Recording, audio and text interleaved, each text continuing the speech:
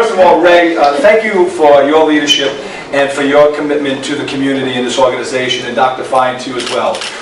Through a lot of your initiatives, many of our residents have been taken care of and have the health needs provided that sometimes we can't. So thank you, and give them a round of applause.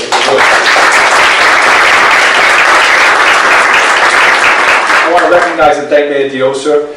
He jokes about us being brothers. I've come to realize now that I'm getting a lot older, I could be his dad, so I appreciate it. To the HUD Director, Administrator David Tilley, thank you once again for having you in our community and all that you do. The Rhode Island Housing Authority and the Executive Director, Carol Ventura, Childhood Lead Action Projection, and everyone else here, such as Senator Crawley. I saw Rep. Barrows here somewhere. He was standing in the back. He probably just sat down.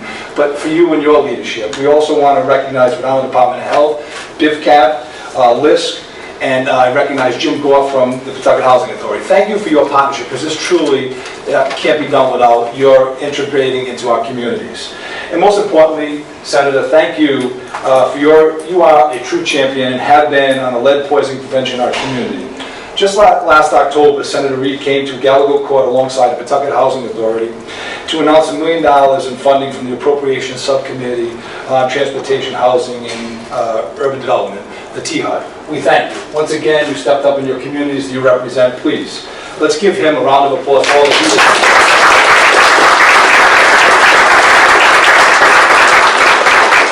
His leadership, and I know this is not, we're not here to pay accolades to Senator Reed, but I do have to. He delivered close to $8 million from the high impact neighborhoods demonstration, and close to $600,000 to the Health Homes Initiative funds. That is true leadership, and we're very fortunate to have you up there advocating for us. As many of you know, lead contamination is common in the city of Pawtucket and the cities of Central Falls due to many of our older home stocks and our buildings. And for this reason, we must continue to work together to mitigate those. And for our younger children, it's extremely vulnerable, who are extremely vulnerable to the toxic lead effects, and the lead can suffer profound and permanent adverse health effects. I don't have to tell you folks in the room, you know it better than we do. We need to make sure that we continue to provide healthy communities.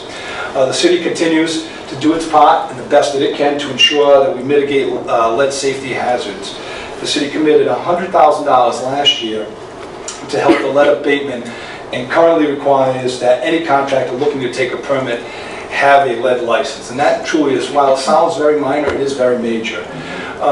We talk about the steps and we talk about statistics, but I think it's just important to talk about between December of 2014, when the Pawtucket Planning and Code Enforcement began regularly working with the Childhood Lead Action Project, Department of Health, BivCap, LISC, and Rhode Island Housing, and through August of 2019, 423 units in the city of Pawtucket have gotten lead certifications after their interaction with the code enforcement. So we've done a lot of that preventing. We have a long way to go.